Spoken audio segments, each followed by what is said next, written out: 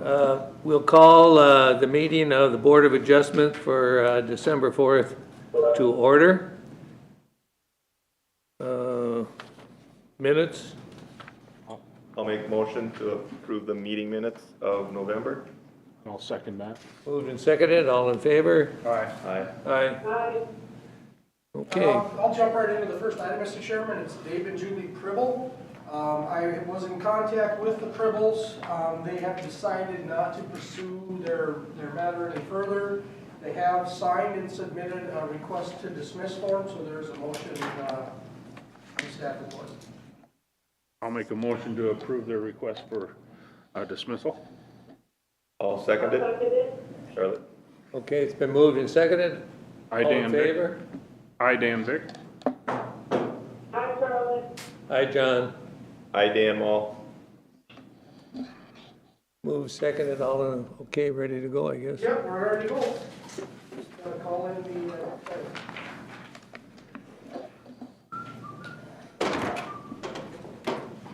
John Seifert.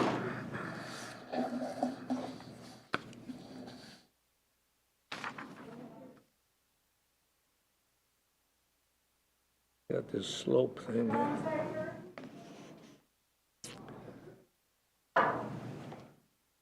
Hard to hear through the mask, I think. Sorry, I gotta holler. make you sit that long and more than once.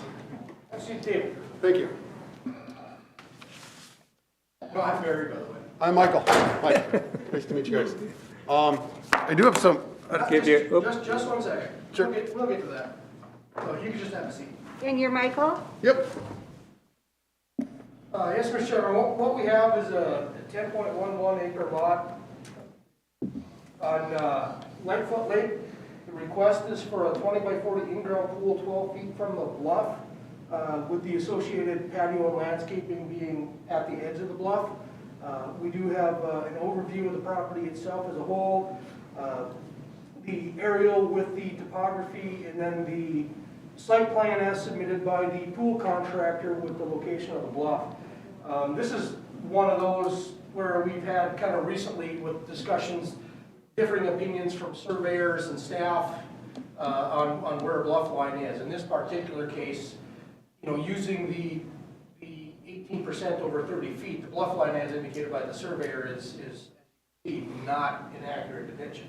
That is still well over 18% where he drew that bluff line, and so that's where the top of the bluff is the upper end of the segment of that 18% over 50 feet. So that's where the bluff line here is designated. Interesting thing about this particular property is the house was built in 2005. Since it was over 10 acres, a survey wasn't required when the house was built. Now, it probably should have been noted at the time by staff if there was a site inspection done at the time the permit was applied for, but it wasn't noted. If we had today's information, we would have required that all up front, and it's likely the house location wouldn't be where it's at. But that is what it is. That was 15 years ago. There's nothing we're going to look at or do on it now. It is what it is. It's there. But this is a new component, a new accessory that does not meet the 30-foot lake setback. That's why, or bluff setback. That's why they are here now. So I did receive a favorable response from Dave Carruthers, and the township has also indicated they have no issues with the request. Okay, do you have anything to add to that? I will make one comment. For all of the requests today, I did not receive any requests to attend the meeting via WebEx, so I'm not going to be asking for that portion. We do not have any audience in attendance, and so we can just jump right from the applicant to Okay. to the board. Do we have to, for protocol though, at least ask for public comment? So that's on the record that we did ask for public comment? Well, I can make that statement while I'm going through it, that the same thing I did here, that nobody asked to be on the WebEx. These are the written responses that we've gotten, so we Yeah, can and do it that way. I would suggest doing it that way. Council, are you okay with that? Yeah, Barry, I was just gonna chime in here, thank you. It's nice to have that all in the same transcript. Okay. In case you get a deal, just so it's all together. Okay, I can make note of So it. just kind of do that little formality and we'll be good to go. Okay. Sorry for the interruption. Go ahead. no problem. Thank you for the intro, that was great. I don't know if anybody's a weird time, some information on I a do have site pictures visit. of the house. I've got pictures of the yard, basically showing up the staked out area of the pool. I don't know if that may help. It's hard with the overviews. of the original plan on the front. Thank you. Yeah. I wish I had these at the township. meeting, Thanks. so I can print it. So, we want to put a pool in. And we are too close to the bluff line. There was some discrepancy. We hired Paul Otto to come out and do a survey. I'm not gonna argue what a bluff is. I don't know what a bluff is. But, the area where our house is and where we want to put our pool, we're kind of at the top of a plateau. So we've got our driveway on one side, the other side of our driveway is a hill, and then we've got a flat area, and then a hill bluff that goes down to the lake. We are very, very far from the lake. In the summer, we can't see the lake, no one can see us from the lake. It's, there's a lot of trees. We like the seclusion up there. We were no intention of clear cutting or creating a view or anything like that. That's just what we like about the property is it's very secluded. So reading over the land use plan, you know, one of the important things is, will it change the environment? Will it change the view if you're boating or kayaking in the lake? No one's gonna see this pool. No one can really, some days you can see our house, most days you cannot from the lake. We're very far from it. Will it affect, you know, our neighbors? No. The only things we've heard from our neighbors are positive. They would love to have us to have a pool, which I don't know if that's a good thing or not, but nobody's gonna be able to see it. We're quite a distance from everybody. Protecting that bluff is probably more important to us than anybody here. We won't need any retaining wall. Currently, the water drains off toward the west across our driveway. We'd like to continue that. The pool company has assured us with their construction practices that it's not going to affect the bluff line at all. We are too close to the bluff. Will you be using an automatic cover or a fence? Automatic cover. Yeah. Building code requires either a certain weight approved automatic cover or a fence. You can use the covers instead of the fence, but it has to be a specific time. Our building inspectors will. I would actually ask a little leeway too. So the plan, this was drawn up by, yeah, thank you. This was drawn up by Paul Otto. This is what he came up with as a bluff line. Been corrected. This blue is the actual bluff line. Well, with this bluff line in mind, he redrew the pool really crooked to the house. So the house goes off straight. And if I can get permission, I would like some leeway to straighten it out, which is the original plan I had on the front page. You can see on the photos of the yard there that it's the orange, I spray painted orange. So Where it lays out. would you straighten it out by using that upper right corner as your pivot? I would, no. I would like to bring this in probably 5 feet this way. The problem is if we pivot it out, it ends up being so close to our driveway. That looks kind of tight. We don't want to end up so some sort of balance between pushing this corner real close to the driveway. I want room to mow. Tree line. Tree line is. Would you then adjust the concrete paper around it? Yeah, absolutely. Because if you didn't, you know, with a 10-foot area right there, that means the concrete's going to be over that line. Yep. So you'd actually be doing excavation visible.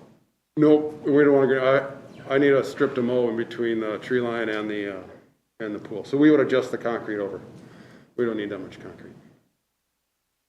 Yeah, on that side, probably just for a walking path. Yep, exactly. You can get out of the pool. Just to get out and not have grass on your feet.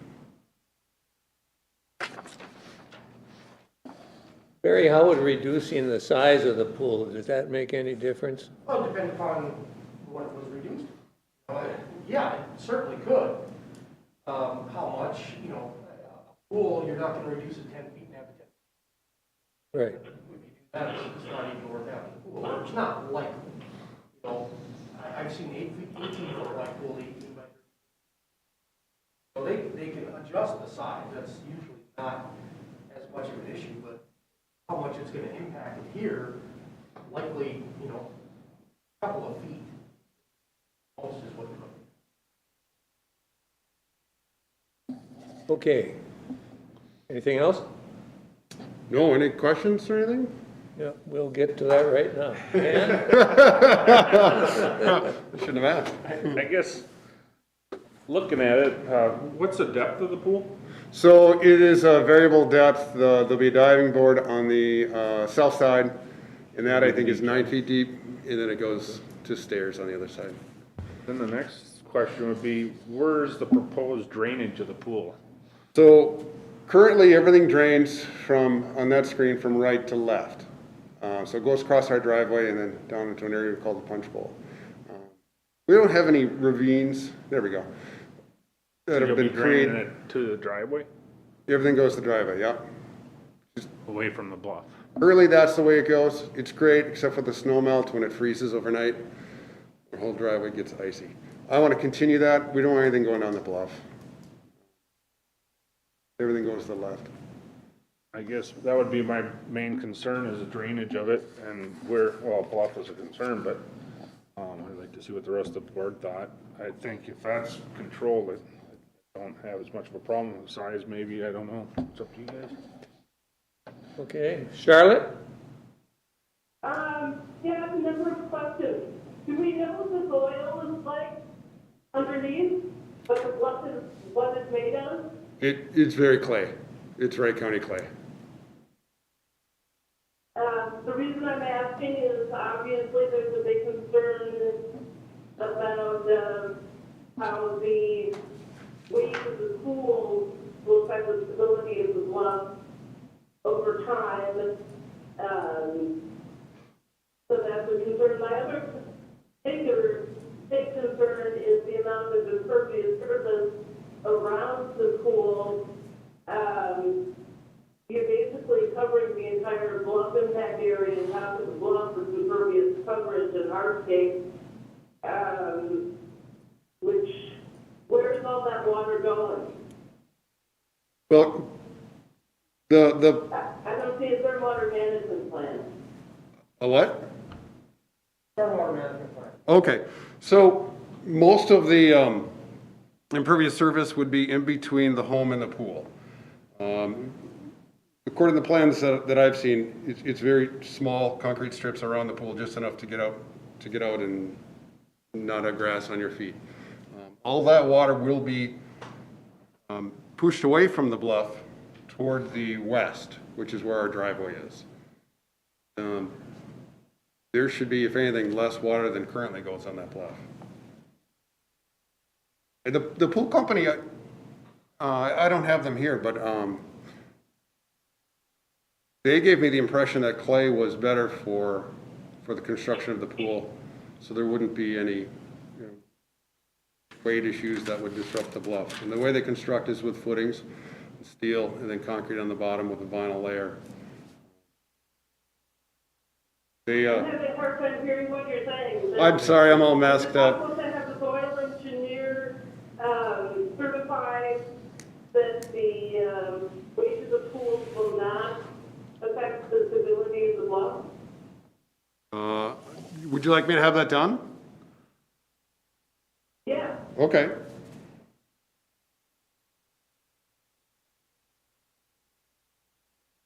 Charlotte, according to at least the soil borings for where the septic is, it's all considered a loam.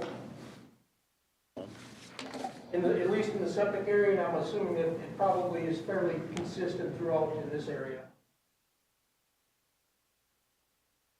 Well, I'm not an engineer, so I don't know what weight loam will hold.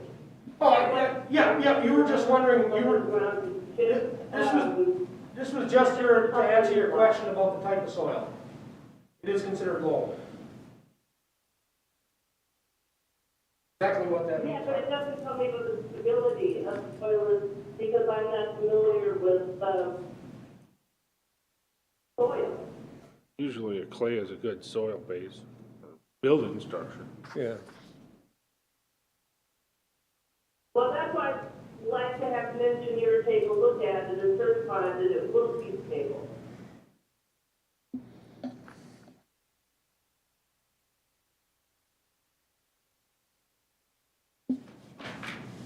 Anything else, Charlotte?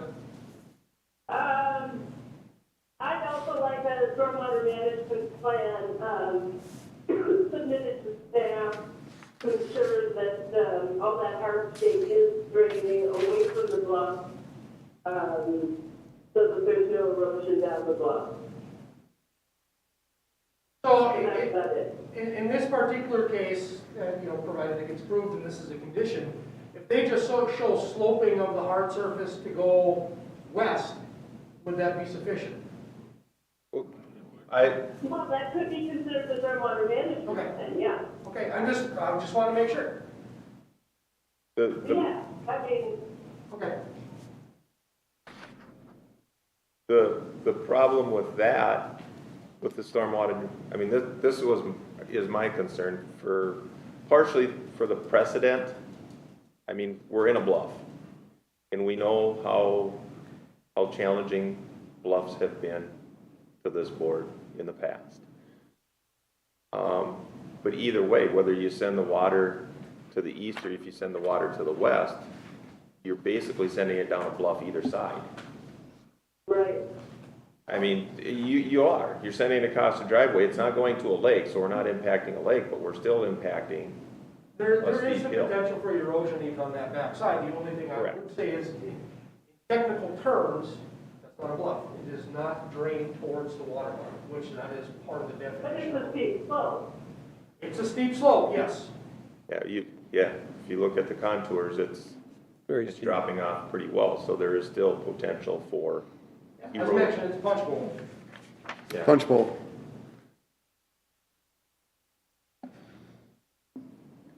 Okay, I mean, those go ahead, Those Dan. are my concerns with what we've done in the past with bluffs. Where you want to put it and how you want to position it, we're close, we're there. And I also understand in the circumstance that there is a hardship, because to be able to do this, there is no flat area, you can't go across the driveway.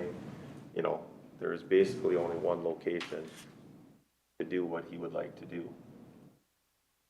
So I guess I would agree with Charlotte, on making sure that the soil can maintain that amount of weight, and with, heavy rains and soil moistures that we don't know the bluff would give away.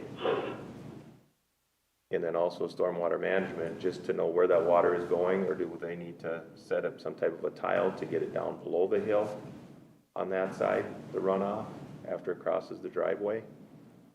Because, it's going into a swamp area. It's not going to be polluting a lake or going into a lake. It's going into a swamp or filtration area. Do we need to, in a stormwater management, have some sort of a, Well, A path for it. what is there is pretty much a rain garden. yeah, that's what I'm saying. It's going down into a It's filtration it's a area. bowl. And so, as long as it can get directed that way, Right, that's what I'm saying. So we don't lose the hill, or we don't have a big washout or anything like that. Yeah, that could be just a rock basin going down there or something. Something, yeah. It doesn't, just some type of a rock, things or it landscape. might require a little bit of adjustment on the driveway. Basically, to pitch the driveway from both ways and just create a little bit of a low spot so that you get. Or on the other side of the driveway. You could even do some landscaping on the other That side of the is, driveway. it looks like concrete, so if you could pitch it and then have it roll across the concrete and then do just a gravel spillway down the slope, Yeah. that would probably be sufficient. There again, I don't Right. think tiling and that kind of stuff in this instance is necessarily going to accomplish a whole lot. I think we're better out using the natural slope that you have. Yep. You just want to make sure that you do some type of rock spillway or something like that, so it's not eroding that hillside on the other side of the driveway, now it's gonna cause your driveway to become unstable too. I mean, that's, they're want to be cognizant of that. Because now you are adding additional surface that water's gonna run off. Mm-hmm. And the board is saying, we want to definitely make sure we direct it this way versus the other way. Right. So, yeah, I would think a rock spillway with the tapered aprons around the pool would be sufficient. Yeah. Charlotte? Yep, that sounds good. And it should be submitted to you so that it's part of the record in the file. Yep. Yeah, they have the pool contractor does have a landscape person that worked on a landscape plan. I have talked to them in depth about this, so we have the permit on file already. The application's already been made, so it's just a thing. I'll wait for that. If the board approves it like this, I'll wait to get that before we issue the permit. So can I clarify? I know what we're talking about. So pool goes here, this is our concrete driveway. This is a wooded and grassy hillside. Yep. You're talking about having a rock spillway on this side? Kind of, you slope everything around the pool to drain to an area that then goes across the driveway down a rock spillway into the low area. Because you'd want to do, since we're going to be directing water here, you're definitely going to want to do some type of rock spillway, otherwise you will start having an erosion problem. We get a 2-inch rain. The volume of water that's going to come off it, although yes, it doesn't seem like a lot of surface. Yep. 2-inch rain off of that amount of hard surface, Will make, it'll come off there really quick, really fast, with a lot of energy. It'll pick up, even though it's wooded, it'll start picking stuff up, and it'll start digging, and you're going to want to protect that. Okay. Sounds like you want to anyway, you know. Oh, absolutely, yeah. And it may require removal of a few trees, but I think in the end, you remove 1 or 2 in a spillway is better than, having 5 or 6 fall over because the root system has been compromised because of erosion. So, Okay, Dan, I guess we're to you. I'm pretty much, I had my input. Okay. I have one question. Going from 20 to 18, is that a big problem? I don't know. I think it can be done. It just, I don't know if that helps. Well, it's 2 more feet away from the, does the board want to address the request that the applicant has to of twisting it, which will bring that corner closer to the bluff too? If that's not addressed, then this is the plan, and it can't be. So, you're talking about changing, well, now all of a sudden you're looking at that one corner being closer. Well, address it now. Yeah, with the reduction in the concrete there, right, to a walkway? well, that's what I was looking at. This seems like you still have it straight and haven't turned it yet. It does. You're talking about the original plan? Yeah, the one that you gave us, the top page. Yeah. 20 by 40.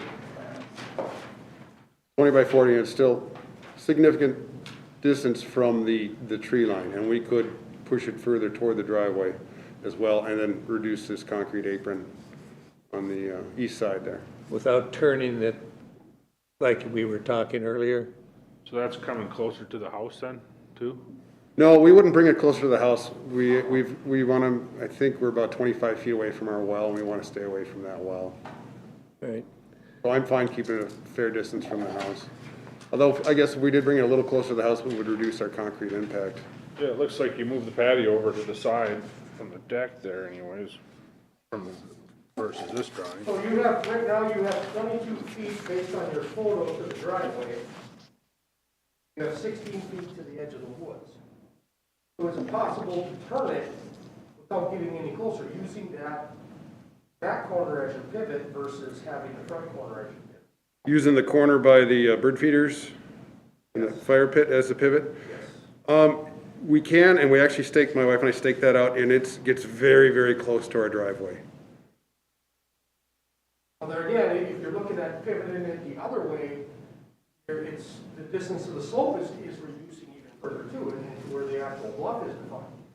So, what, from the board's perspective, at least the way they staff it, I mean, which would you rather have, it closer to the driveway or closer to the bluff? That's, you wanna protect your driveway, we wanna protect the bluff. I want to protect both, Yeah, no, but I understand that, but but, I also want it to look nice. yeah, It's a big investment. yep. I concur with Dan. Push it as far away from the bluff as possible. Right. I mean, I'm not, the 2 feet, I'm reducing it, I mean, I'm okay with the 20 feet, but let's try to keep it away from the bluff as much as we can. Because we're still doing something that we don't normally do. We're usually pretty stringent on bluff. You're a unique, in my mind, you are a unique situation, because you are living on top of a ridge. You know, it's not like there's all kinds of flat area behind you where we can, you know, put a pool behind or do something else. We had one of these in 2017 in Northridge Edition on Sylvia, where the board required them to move it out of the bluff because they had the flat area. That Yeah. was one of those where it was straight down on one side, but then flat from there on back. Right. The board required them to move it out of the bluff because they had the option.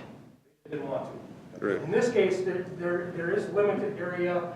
You know, the only thing I would mention is, the same type of thing is going to apply if you ever want a pole barn. You've got limited spots, and so, Yeah.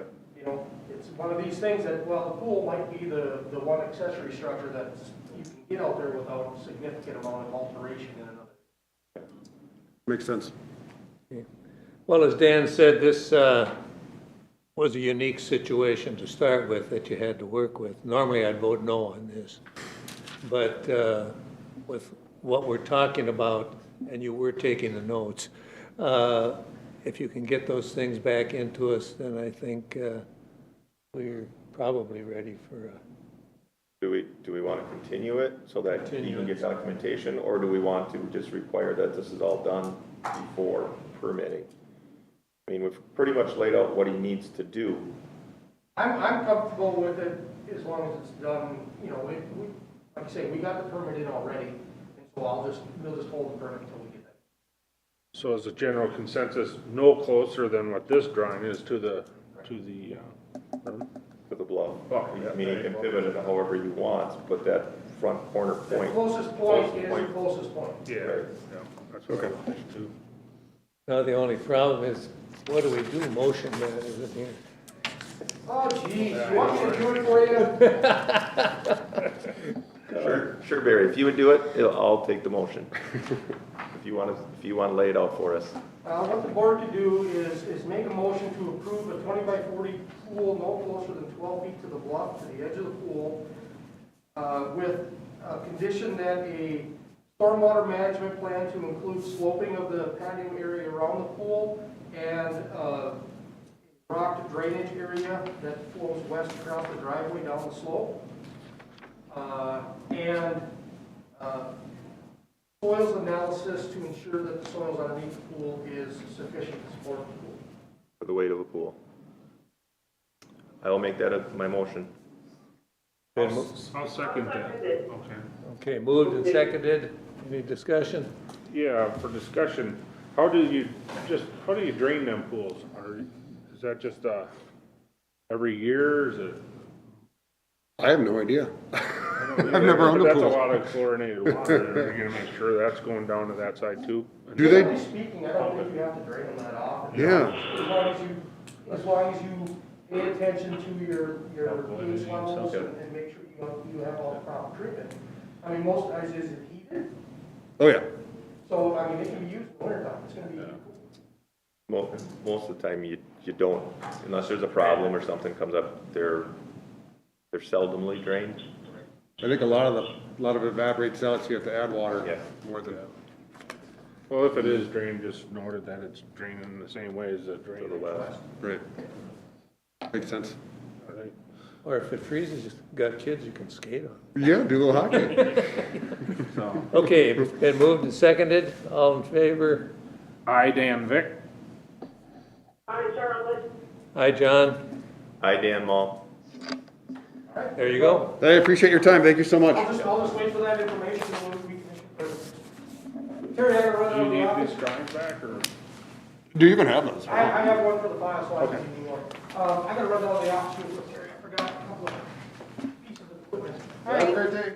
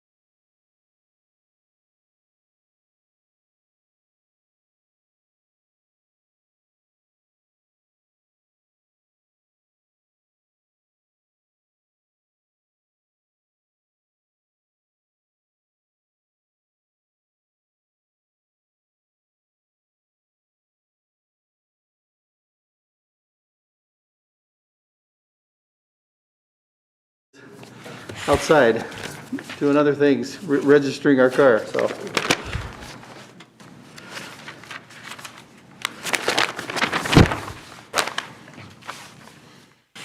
Okay, Barry? Harry, did you get a mic for me? I just noticed I don't have Oh, one. well, I can, sure. Well, I don't know if you need one or not. You carry real well, so. I'm usually loud enough. All right, Mr. Chairman, this is the Edward Pruitt request. The property consists of 2 lots, joined together through a lot line adjustment previously, totaling 44,196 square feet. There are 2 portions to the request. One is for a proposed detached garage on the lot that would be 61 feet from the lake and 41.8 feet from the traveled center line. And then also proposed are a number of house additions, which include a 15 by 16 2-level screen porch that's 49.1 feet from the ordinary high water mark. Convert a 12 by 16 main level covered deck and lower level patio into 2 levels of living space. This would be done at 40.6 feet from the OSW. There is a small, I'll just go right to the plan here. There is some bump outs with windows that actually about a foot and a half, I think it is. Foot. Further approaches. 1 foot. 1 foot? Cantilevered? Quibble over 6 inches. Yeah. Yeah, 1.2, I think is what it ends up being. But call it a foot. That are, like I say, are further encroachments. That is the totality of the request. As mentioned, here's the site plan indicating what's being done. The porch is coming off to the side, and it's stepped back a foot from the front edge of the cabin, as well as depiction of the proposed garage location. The garage is 30 by 40, which is 1,200 square feet, which does allow for that size and based on the size of the property. So the size isn't the issue with placement. And then we do have drawing of the garage itself and a floor plan and pictures of the existing dwelling. We did receive approval from the township, and one neighbor was in opposition, Claire Dempsey. I do believe that was in your packets on, no, it was not? She just, okay, indicates that she is opposed. Why have rules if you let people break them? She notes the screen porch is a 29.5-foot variance. The covered deck is a 34-foot variance. And the garage is a 14-foot variance and then a 23-foot variance from the center line. So that's her notation. Okay. Anything else? You know, I guess in a sense, you know, I don't know how much I can go into depth, but, you know, Tracy and I have been owners out here at Lake Sylvia since 2013, 2014. We absolutely love the lake. And we've lived in Annandale since 2008. You know, we plan to live in this area for the rest of our lives. We plan to make this also part of our home in regards to Lake Sylvia. As far as looking at this property, when we purchased it in this land, it was very much dilapidated inside and outside. It's got a lot of issues. It had a water break inside. It's got mold. It's got, you know, some of the things that need to be redone as far as reconverted. And when you look at this in the scheme of it all, you know, I wanted to bring in an expert, so I brought in a nice architect. And I brought Bernie Miller here with us on what we can and cannot do, because don't want to skirt around rules or anything of that nature. You know, always respected Barry. Barry's been great to work with over the years. But when you take a look at something that's 60 years old, you know, it starts to get pretty much dilapidated. Our goals are really quite simple in regards to this cabin. We just want to update and remodel the current home. We want to protect Lake Sylvia and the surrounding environment. We just choose to do that and hired, you know, again, the architect. And as we beautify this property, there's also a existing garage that we're asking for, and there's a reason for what we want to do, because there is no garage currently on this property. And as we've got cars and we make this into our full-time home down the road here, we have nothing to protect it from the storms and from the other environments that certainly happen. And with that said, you know, as far as with the screened-in porch, you know, we're trying to eliminate, you know, all of that other east side of that cabin, all that decking, the 4-foot decking that comes out, that impervious structure. We would like to eliminate that and then reuse less and move it to the west side of the cabin and screen that in. And that was really kind of the simple ideas that we wanted to sit down and talk with you. And when I talked to and discussed it with Barry earlier, he had asked me, what do you want to do? And I said, well, this is some of the ideas, Barry, just make it a little bit more up to date. Bring this, you know, fill that in underneath that cabin, and then do this over there with the screened-in porch. You know, fortunately, he said it didn't really scare him that much, which I appreciated. And so we were able to start moving forward. And talking to Lake Sylvia as well, they didn't seem to have any issues in regards to some of those requests. And so that happened the other night, and so why we're here talking with you. You know, the one question, and I'll probably have council chime in here as well. It's well, how much of this structure is going to remain? You know, you just indicated, well, there's water damage and there's mold. We did just have this issue come up, and based on discussions with council, you approve the additions, you basically approve this as a new structure. If they then so desire, they can just rip it down to dirt and replace it with this request. So really, I would suggest the board look at any addition request as a potential replacement, because in reality, once you approve the addition, you're approving the basic replacement of the existing structure. Is that a good explanation of our conversation, council? Yeah, I think that'll work better. So, I mean, we did just have one. It was a variance from the summer, and you know, I get a call from a neighbor saying, well, the entire structure's gone. And so we talked to council. It's like, well, you guys approved an addition off the back side. By statute, the existing structure could be replaced. So what they could have done, you know, and so here's how this could work. Instead of applying for the addition, they could have applied to replace the existing house. Then come in a month later and apply for the addition that the board has already approved. Well, they did everything legally. They were approved the addition. And so we didn't require them to come back to the board, but I can almost guarantee if it was a brand new structure that was before the board, in that particular case, it was a long lot. There was no reason they couldn't have moved the entire structure back. But because of the existence of the statute being able to replace the existing structure, decided it, what can you do? They legally did what they could do by state statute. So that, with that having come up very, very recently, I just want the board to keep that in mind.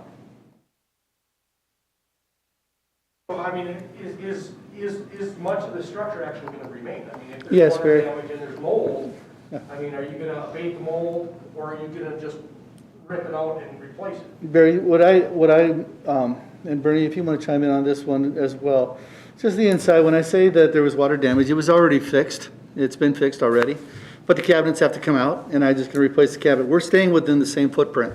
The only one that was going to Are change. the walls going to stay? Yes, the walls are going to stay, except for what we're asking, Barry, on that left-hand side there underneath.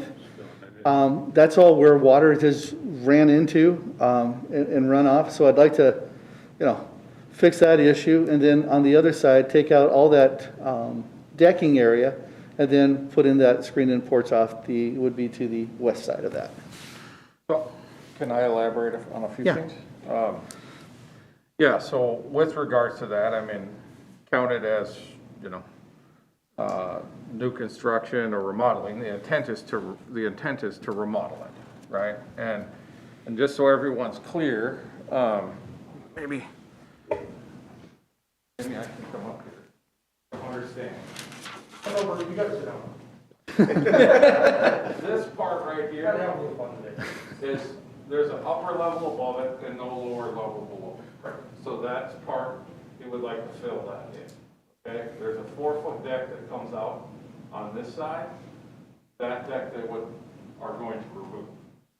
And just so the board is aware, what is above that empty spot was not permitted as part of a previous variance. There was a variance granted to add an addition, but that was not part of it. That was done without approval. And that was not done by him. No. He just bought the He property. bought this in September. Yeah. So, this last. And so this deck wraps all the way around, if you look at the site plan, all the way around the house. And there's a lower deck down here, but you can see the benches and stuff that comes out, you can see that on the site plan. So that part will be removed. The only part, on the new house, there's a couple window bump walls right here that are a foot that are cantilevered. And then they have, they desire a screen porch. And of course, it would have been nice to put it out on this side, but we've talked about, trying to stay as far back as everything that we can. So they had put it back on this side. Want the site plan? Yes. So everybody knows too, Bernie, that roof line's gonna be taken off the gable end there and switched, right? Yeah. Yeah. So then, he had a place that has was it a 30 by 50 garage? Yes. Yeah, and so he's like, we'd like to put a 30 by 50 garage. And I'm like, well, I don't, so we start playing around how we can fit a 30 by 50 garage. This driveway currently comes down right here, and then comes back around and comes back up here. It's not really useful. It's actually, when we met out there, and I don't know when it was, a month or a little more than a month ago, you almost couldn't go up and down it. It was so steep. So we looked at how to, talk them into doing a smaller garage, so we don't need a variance for the size. And then we looked at how to do it, and it just makes more sense to come in from down here and have a flatter, more usable driveway. Get rid of both of them driveways from a drainage and everything standpoint. One other good benefit about this is, when you look at the floor elevations versus the road, in this garage, the wall of this garage, not counting the roof, is about 2 feet lower than the road out here. So actually, when you look across the road, this garage would be almost, you may be able to see the roof or whatever, but it's down the hill so much, you almost won't be able to. So the garage itself, is this going to be your seasonal place, or will this be a year-round residence? Eventually, it's gonna be our own residence. And Tracy and I are in retirement right now. So at this stage, right now, we're just looking at the next couple of years to transition over from the Whispering Pines area over to this area. So with that, the garage, if you look at, you know, if it wasn't for this bump in the lake right here, you know, I mean, this from here to there, 75 feet, there's just a real small portion of this garage right here that doesn't meet the setback. And I don't know how much closer, you know, I mean, there's potential a person could go a little closer to the road and further from the lake. As far as the angle of things and how things are, this is just an optimum setup for. In all honesty, though, based on the design of the garage, is that a garage or is that more gathering space? It's a garage. With the vaulted ceilings and the window design and the door designs. Trying to make it look aesthetically nice out there, Barry. Also, you know, I like to do some hobby things in the garage, so I was just trying to create some more light in there. And also looking nicely from the actual lake itself. Well, I mean, these are just questions I gotta Yeah. ask, because, I mean, it's got vaulted ceilings, the windows lakeside, and the type of door that comes out of it. Sure, just looking, That's make the it, question. yeah, making it look aesthetically pleasing from a standpoint, it complements also the house. And That's- to be honest, Ed, maybe you correct me, but talking to Brandon, it was like, okay, we need plans for a garage. And so Brandon drew up a garage that's gonna look nice and kind of match the house and, you know, that, I don't know, there's some window things, some of them spots are gonna not be able to have a 5-foot high window because of the grade, like in this elevation, this part of the, you know. On the this part- backside? This part right here is gonna be in the hill. Yeah, on the So- backside. So, I mean, now a person could maybe do a little wall around there and make it work, but, or we can just have not as high a window and this new foundation stepping up there. You know? Well, no, this is not a standard plan I see for a garage. I mean, Sure. I do a lot of garage plans, so it begs the question. I'd rather ask it, have everything on the record than not ask it and wonder, so. Yeah, well, my wife's into making things pretty. And so I'm just trying to compliment with what my wife's looking. And what Bernie also brought up in regards to that road, I mean, the first snow already in October, what was scary about it is that you really got to gun it to get out there, and all of a sudden you've got this road, Pilger, that's running, and there's a lot of people that walk. Last thing I want to do is come flying out of there and whack somebody, or on a bike, or on somebody as far as a truck. And this, Bernie, I thought, did an excellent job in regards to just giving us some idea on it's such a flatter slope to get in there, and you can see both ways at least a couple hundred feet versus, oh my God, slam on your brake when you get to the top, and hopefully you don't slide back down, you know. And when it comes to, you know, square footage, you know, they're removing almost all the deck around the entire house, which adds up to a lot of impervious. I mean, we can put this garage on there and change this driveway and increase this impervious by 1.1%, the total impervious. You know, so it's, to me, you know, it's difficult. When we first met out there, it was like, you know, you talk about this garage and you sit and look at it and the cattails in this bay out here, and it looks like there's lots of room. But until we get the survey and you start looking at it, it's like this whole other lot. There just isn't, there's not, you know, when you take the road setback and the sewer setback, they just overlap so much. I mean, there's just, you know, it's deceiving. And so, you know, and we'd like to preserve, they have a sewer, their drain field's in the back, we inspected it, it was certified as part of the sale. You know, at some point down the road, they're going to have to do a new sewer, just like every place just about, unless they have an existing type 4, but there is, right now, no changes planned to it. But, you know, moving, you know, as far as, you know, some discussion about the actual house and whether it's reconstruction, you know, if the foundation was bad and all the walls were bad and all that, and you had to start over, a person could move back some, but where it's at right now, there's already, if you look at the pictures from that side, there's already gonna have to, yeah, it's already that doesn't show it very well, but it's already going into the house, the grade's already higher in it, it's actually, it would be really hard to, it would be really hard to try to move that much further back into the hill. So, I mean, you'd have to raise it up on, it would require filling a lot on the lakeside, because you'd have to raise the elevation up. And so the only other thing would be is that with the lower level of the screen porch, that'll have to be elevated. Okay, because it doesn't meet the 4 feet above the highest snow. Yeah, right now it's 2 feet. Yeah. 155.3? I think that's a requirement. Yes. Ed, do you understand that? 55.3, the existing lower level is 1053.5. Yeah. You'll have to have a step down. Right. Currently, right now, Barry, I think that you've got here a step down right now into that area. So we should be able to raise that right there and make that even. Well, the thing is that the lowest floor is here. The lowest floor for the porch will have to be here.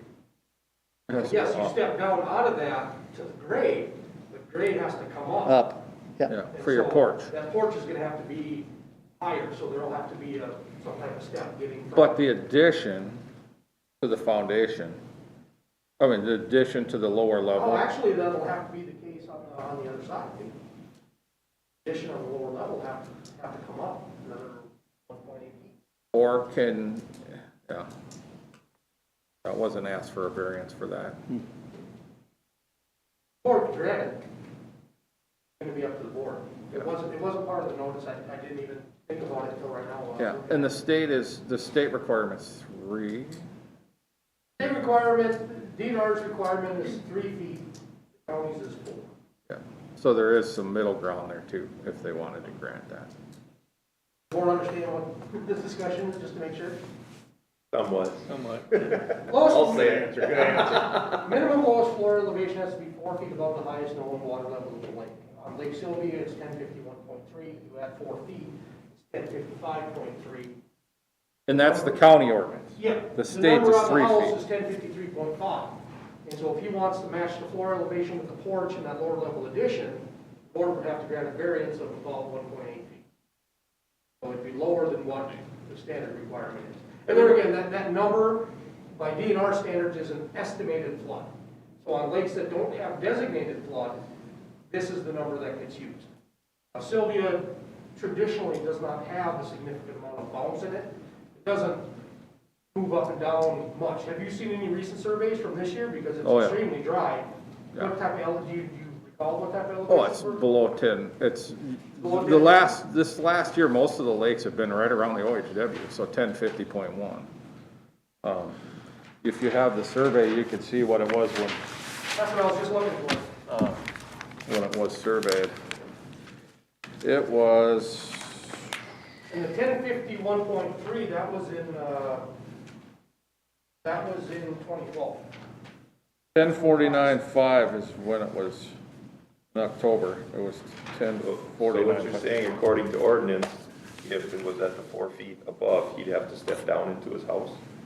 What's From existing the there lower now? level addition that he wants to Yeah. put on and the screen porch, they would both have to be up higher than the Higher. main level of the house, and he'd have to step down into the house. Step down into the house is what I'm hearing you say. And so what he'd just have to do is reduce the height of the wall. Or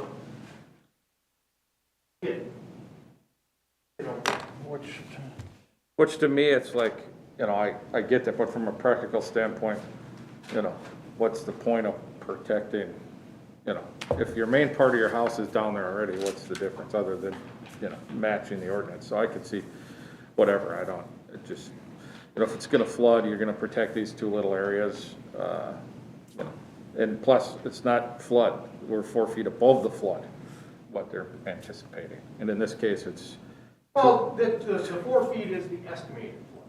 yeah. Or 3 feet plus a foot of freeboard is kind of why we go.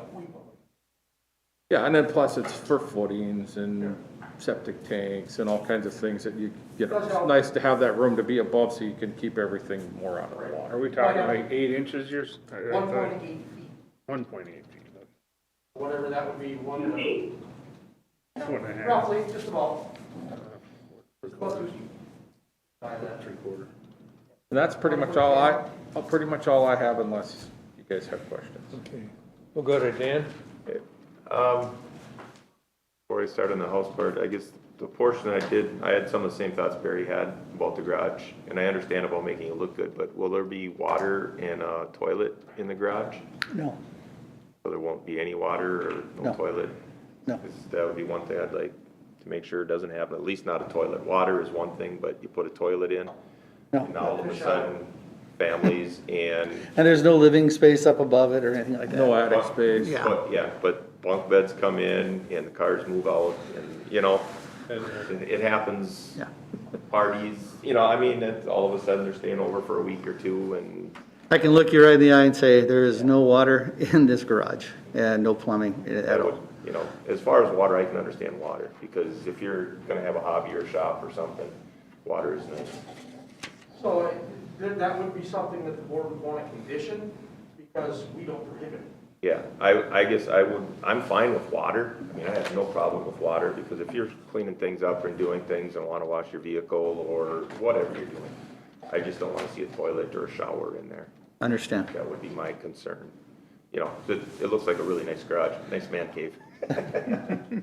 Thanks, Dan. Yeah, No bathroom. No yeah. bathroom. And then on the house, I was already having some of the same concerns that have already been brought up or have been discussed. By the pictures and looking at it, I mean, I can see there's a need to do something and to do some remodeling.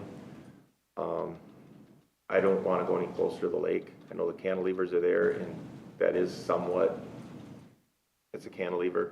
And there again, as a 1 foot, that is something we could administratively approve. We usually don't count cantilevers unless they, Yeah, same thing with overhangs. Overhangs and cantilevers. So does that And mean, that's not actually floor space, that's just the window. yeah, So that's So not the the whole floor flooring isn't, coming the up. floor isn't No. coming out a foot. No, It's it's coming just back. it's a casement type of window that, Boxing it out. so technically it's not even, technically we're not even getting any closer. correct. the problem is when it's on paper, technically you are. Well, the You know what I'm saying? I mean, Yeah, for me to draw, that's what I told him too originally, it's like, this is, you know, when you draw from a straight down view, you know, there's a lot of stuff to show here, like this 4-foot deck we're removing, you know, there's just, you know, I could show the cantilevers on there, but it's just like, there's so much stuff, that's where the house plan makes it real helpful. Yeah. And you talk about that 4-foot deck in front, that other side of that whole deck is twice as big or even, so that's gonna be gone. And that's all gonna be removed. Yeah. Yeah. And then we're enclosing in down underneath that area, making that Yeah. living space instead of just being a patio or an open area. But there's already building above that, so it's not like we're gaining any hardcover. I mean, it's already covered. So, I mean, those things I can go with. The one thing I was concerned with was the garage, because all of a sudden it turns into, you know, if there's a bathroom in there and those types of things. I'm sure you've seen it all. Yeah. Yeah, we're getting there. Thank you, Dan. Yep, I guess that's where I'm at for right now until somebody else has more. Okay, did we talk to Charlotte? No. Oh, Okay. go ahead then. On this little plan we got, it's really hard to see the numbers. Is that on the garage, a 612 or 812? I think, pretty sure it's a 612, Is it? Looks kind of like both. yeah, because I mean, we know we can't do an 812. Just for clarification on that. 6. It is a 6, okay. Then the next thing is, there's 3 sheds on the property. Would those be removed or Well, with the garage? that one shed in the back there, Dan, is basically somebody had, the prior owners, that was just a little shed, I think that they were protecting from the old campsite. It's just, it's right now, it's not even being used, and we're still trying to figure out what we're gonna do with that. The only one shed that's even somewhat workable is the little white one in the back there, The smaller one. yeah. And that's just, it's the only nice little shed that we have. Everything else, as far as in the front there, that one up there, we're still looking for all sorts of critters every time we open up that door to jump out at you. So, got holes all sorts in it, so You I, kind of plan on removing a couple of them at least? yeah. One you can have, right? Or- There yeah, isn't a requirement on number. We have no specifics on number of accessory structures. Okay. It's all about the total size. If somebody wanted to bring in 10, 200 square foot storage sheds, they could, as long as they meet the setback and they don't exceed the total square footage. Okay. I wouldn't recommend it, but there's nothing in our code that says you can only have one or, any specific. I thought the one for lake stuff is all right, but the. There is one that's allowed lakeside, Yeah. but only one. And so there again, in this particular case, if the board wants to, approve of a garage as not meeting the lake setback, you may want to consider not allowing any other structure. The one lakeside needs to be removed or whatever. Well, In technical terms, you can look at the garage two ways. It's either a lake setback for a garage, or it's an overage for the accessory structures, or the water-oriented accessory. Take your pick. I mean, you can look at it either way. It's either size and height and whatever the requirements are, but you can look at it either way. But there again, it's not up to me. It's up to you. then as far as the house goes, you're removing the deck, which is what, a 4-foot deck? 4 foot on the front, So you're pulling, yeah. front. About- You're about- pulling that Much out. larger on that east side. And then it looks like it'd be unnecessary to have them move the house back. I mean, it'd be really a tough deal through the slope, so I'm thinking I'm probably okay with everything, just I would see about maybe the 2 sheds in the front side, or the back side, being you're getting a big garage now, maybe. My concern. I think you answered everything else. Okay, Charlotte, are you there? There no. Yeah, I lost contact there for a bit. And it's been hard hearing what everybody's been saying, by the way, so I may not be in sync with everybody. But on the garage, I'd like to see it meet the OHW setback, so I'd like to see it downsized and shifted. And at 42 feet from the lake, I think this is too much building and it's much too close to the lake.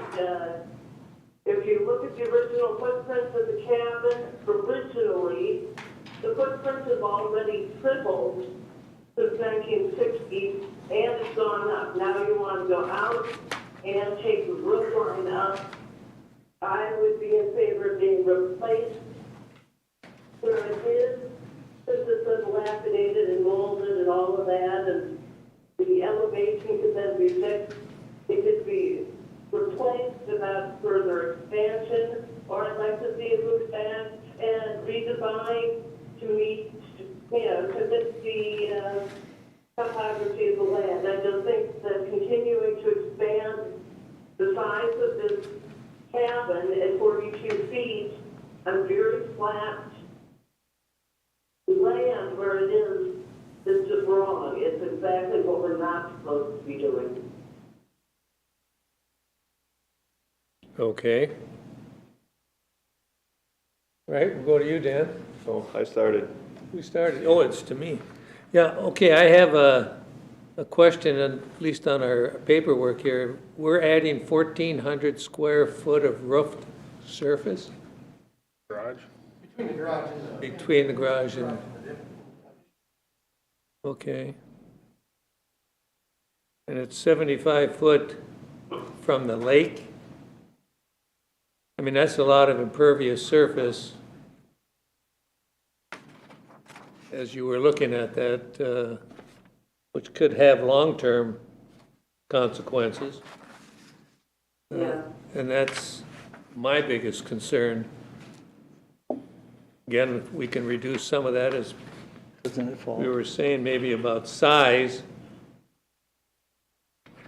of the garage, I don't know. So one, if you, can I? Yeah. Mr. Chair?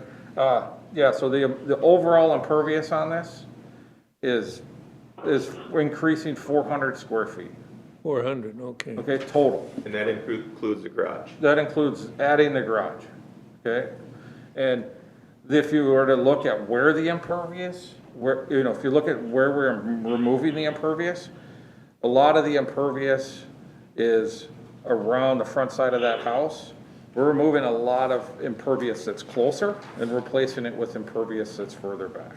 Further The back. one thing that I think that hasn't been talked about much and hasn't been accounted for, if you look at this drainage right now from this existing 2 driveways, this water comes down that road and bombs straight towards the lake, okay? And it's steep and it gets a full head of steam and just blasts right across there.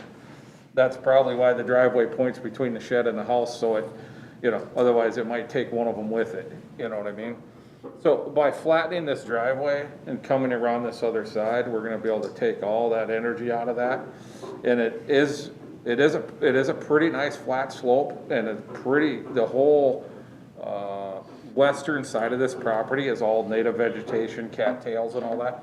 There is some ways a person can actually do a lot to improve, you know, even though it's only 400 more square feet, there's a lot of stuff a person can do to improve the stormwater management and erosion control on this property. And a lot of what we're doing is already going to fix a lot of that, so. Well, yeah, and as you mentioned, and this is one of those sites where, you know, a rain garden or something like that really isn't practical because it is fairly, as you can see by the pictures, I mean, it's fairly flat up front. And so you're really not you're not gonna do a whole lot more than what the land itself is already doing because it's fairly flat, it's not running down, you know, 8 feet of slope over, you know, a span of 60 feet or whatever. It's fairly flat.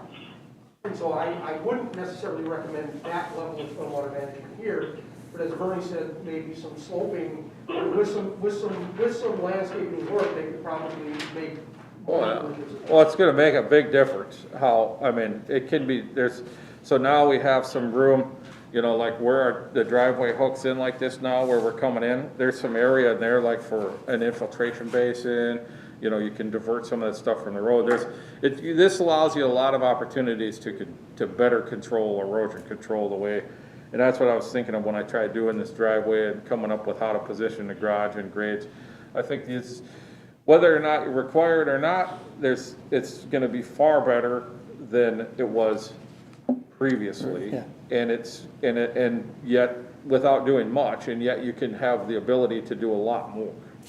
It'll be a lot easier to do more, to enhance that even more. And if you know my wife, we'll be definitely putting in a lot of beautiful plants in there and all that will make it very pleasing to anybody who's out there for those walks too. Just by removing a couple of sheds, you would hit that 0 then? That's I mean, the sheds in the back 200 are, piece, eh? on the roadside are total of about 250 square feet, so, yeah, it's almost like, So cleaning those up would help. Okay. All I have, do I hear a motion? But then, Go Mr. ahead. Chair, so then we still have to look at that foot 1.8 feet. You know, the way it is now, it's gotta be up, so it's gotta step down. So it's gotta either, I think that'd be a hardship to have it slope down, and it would cause probably more potential damage if you ever did get water issues that can't drain out. I would think. I don't think I'd enforce that one, if you still would be 2.2 feet above flood. Yeah. So I think that, 2.15 above the highest you're node. talking elevations in the inside too, if you're trying to match it, so you can't do that, so a step down would be a water infiltration area. Technically speaking, it would be 2.15 feet above the highest known water level of Lake City. So I guess, if you don't, I would think that that would be a detriment and a real hardship to try to do that. match into that. And also what we're looking at is removing the front deck, but we're still not gaining any distance from the lake. Yeah, I mean, because that's getting filled in. Yeah. that 4 feet though is leaving, right, a top deck? no, There is a proposed patio that would be roughly about the same distance out as the existing lower level. So the top deck But is that's been staying? taken, No. that, No. Top deck's Down. gone. there will be no top deck. There will be no deck lakeside above grade. Great. Yeah, so we're losing that 4 feet, but you're coming out a foot and a half with that window Foot, or whatever. yeah, 1 foot 2 inches, whatever. Are we enclosing that lower area, that lower corner? Yes, sir. Yes. Yes, sir. There's already a building above it, up above. It's a really weird space right now, when you go under there. It's like, 12 by 16 is what that is. That's the only reason I asked about sheds was trying to get some benefits, more benefits there by doing some of the things you're trying to do. Cleaning up the lot.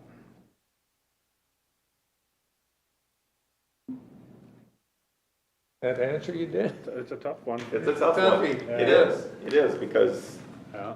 I mean, they can come back in and totally replace what's there. And when we talk about replacing Barry, that also includes replacing deck, correct? Because it's there. I mean, if he comes in and replaces the footings, or how do you want to say, and rebuilds right on top of the footings, the deck is there. But you've got to be able to replace the deck that is there. That deck's Not- cantilever though. There again, not I don't see any posts. Not if it's conditioned as, or motion as Exhibit A or B. Because as Exhibit says, remove. The issue with the other one, although we did say plans as submitted, plans as submitted didn't include the removal of anything. So in this case, there would be a specific condition based on the exhibit that the deck get removed. So that is the one caveat. You are approving the expansion based on this specific condition that this deck not be. but if he wasn't here, and he walked into your office and said, I'm gonna replace exactly what I have, you could put that deck on. We'd issue a permit without it even coming in. And so, you know, that's the thing, we're trying to, you know, then you can't say there's trade-offs or whatever, you know, we don't have a lot, we can't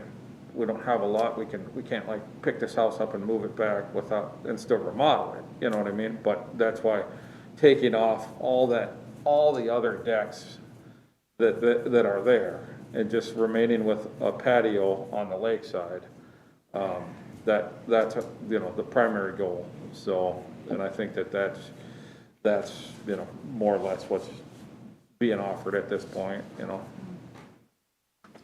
Can I ask one more? Yes. Is there any posts under that deck? I didn't think so. It's cantilevered 4 feet, and because you Yeah. can see the sag, it's either the camera or the deck. No, it's definitely cantilevered. The floor joists just come straight through and stick out to 4 feet. We looked at that with Brandon. Yeah, the only posts are supporting the porch that was at. There's a pretty shower out there in the front too. Yeah, there is a shower underneath that. Come on. Already on that one. You don't want me out there taking a shower. So. Well, unless somebody wants to look at it, but otherwise I'm okay with making a motion to approve it. Okay, go ahead. Larry, would you help me? You helped that, Dan. I missed that one. Would you? You want me? I need to get paid more for this. Yeah. You know, these, like I say, I think anytime we get, you know, additions or new structures to this level, it has to be really simple, which is approve it according to Exhibit A, B, in this case C. We have a house plan, a garage plan, and a site plan. We won't reference the survey because the survey doesn't have what the site plan has on it. So, I mean, the board, it's as simple as the board makes a motion to approve the request according to plan submitted, marked Exhibit A, site plan, Exhibit B, cabin plan, Exhibit C, garage plan, and attach whatever condition. And are we okay with removing a couple of those sheds, or just to try to get down to that? That's Yeah, not up I to think we me. need to remove at least the 2 back sheds. that's what I was thinking too, for hardcover purposes. Just for hardcover purposes, to clean it up. There's gonna be a new garage there, you still have a lakeside shed. Are you okay with that part of it? After we make that Yeah, motion. yeah, I mean, if they're not, then I don't wanna make the motion Yeah, either. I mean, I guess, reluctantly, I guess I It's a will. good-sized garage. It's just that you're just talking about a really old piece of history that is pretty cool from a standpoint of part of Lake Sylvia. And it's an old, it's an old cabin that has these screen-in porch and it's very unique, and you're taking away something from 1920s, 30s or whatever it was, whenever that camp was created. They got it from the two camps that were out there in Lake Sylvia. But our problem always ends up being, what about the next guy? Yeah. And you did, So is that what you're talking about? I understand. so Yeah. It's just unique. I guess if you wanna cut down the garage size and leave those, take the garage down to 24 by 24 or something and keep the sheds, cause we're trying to get rid of hardcover. I understand. What would you prefer? Well, and you put it that way, Dan, I mean, I guess they're gonna have to go. You take the sheds down? Yeah.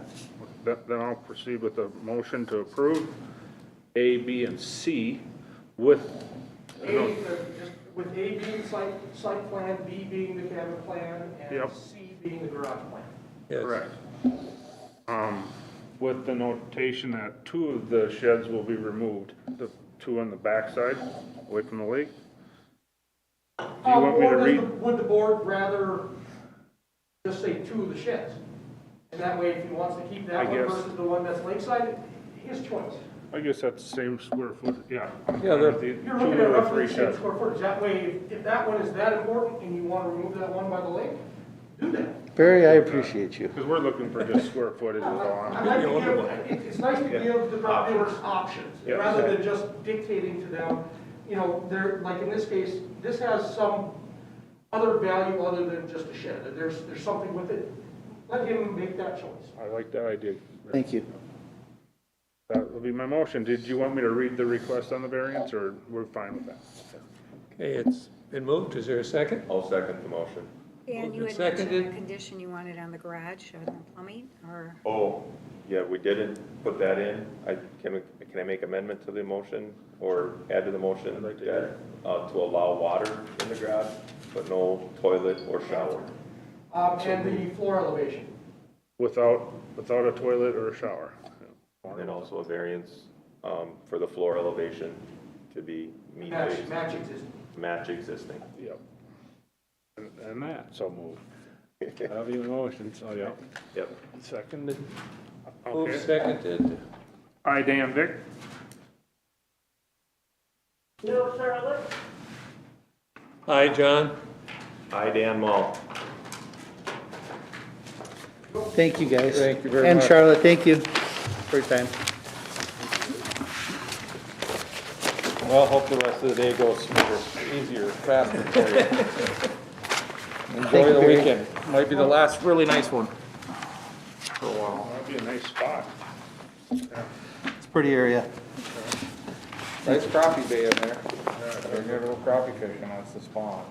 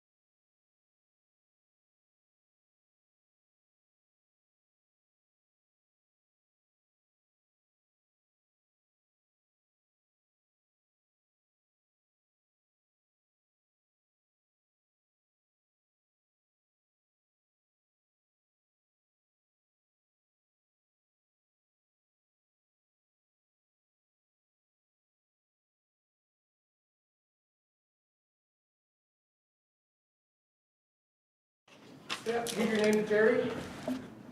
Jonathan Farrell, John?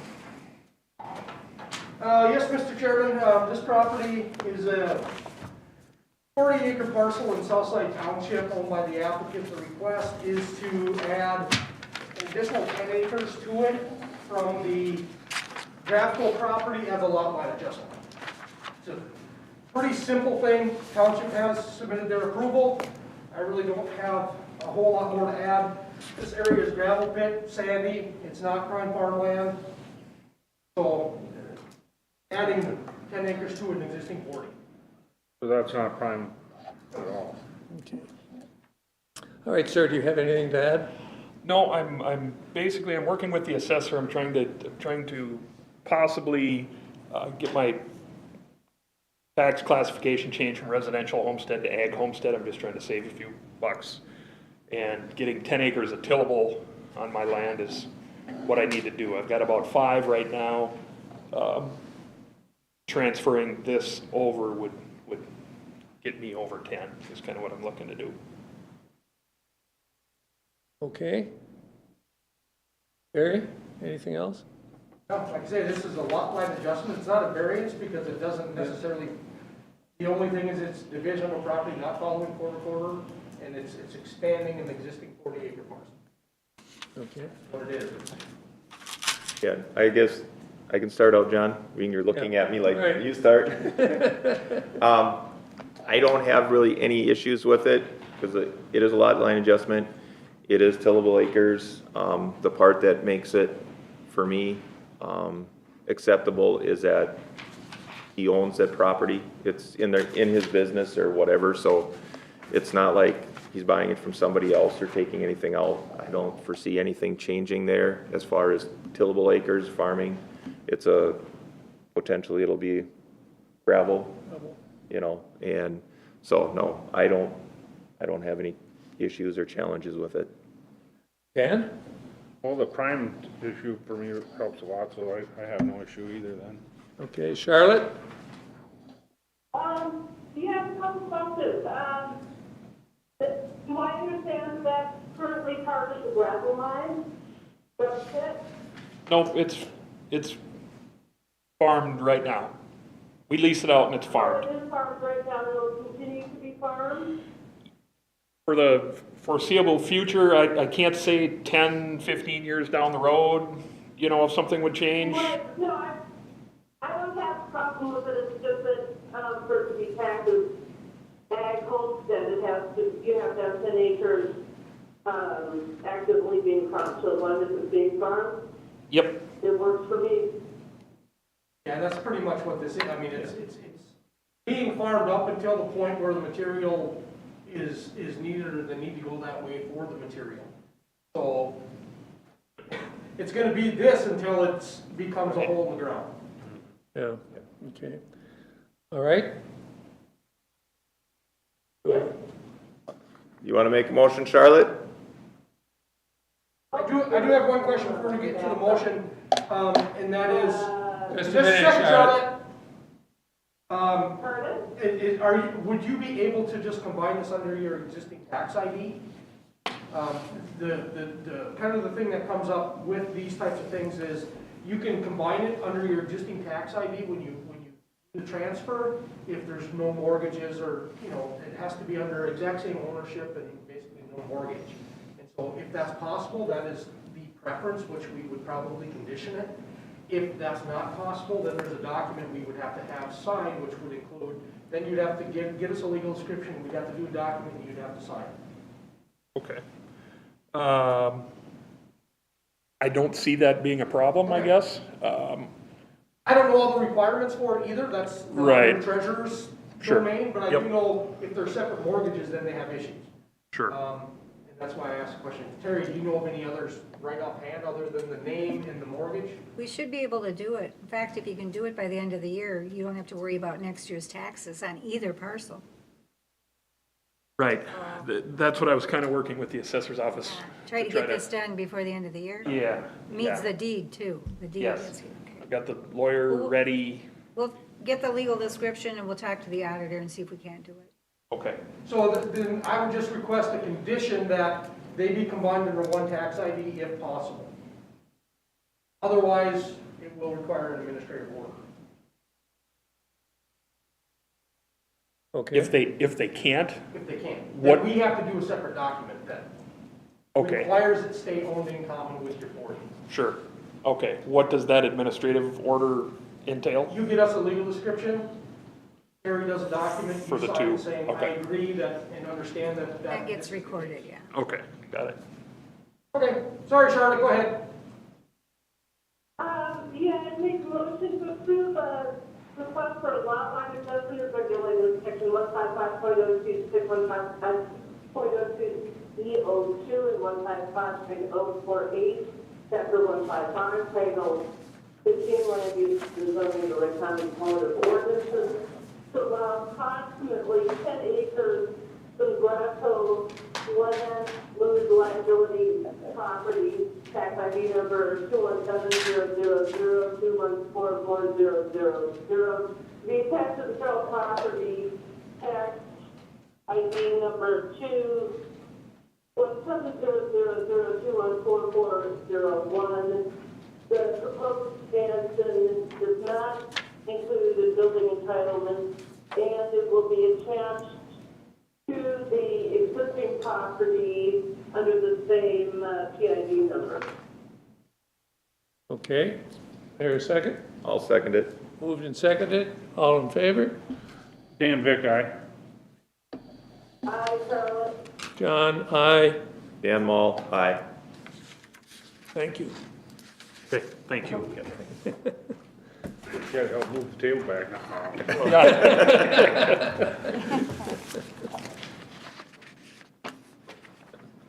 I'll get the table, Terry.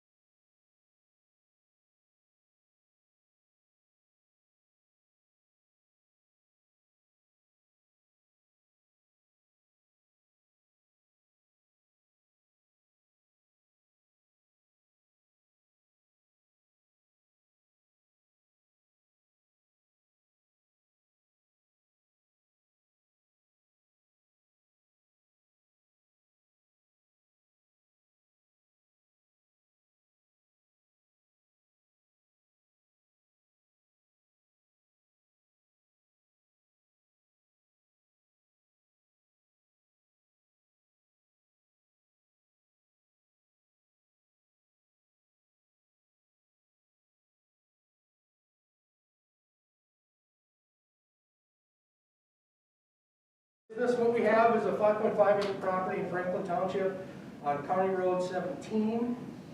The request is to place additions on the property, which include the construction of a 20-foot 4x13/8 screening porch, 12 foot by 7 foot covered porch.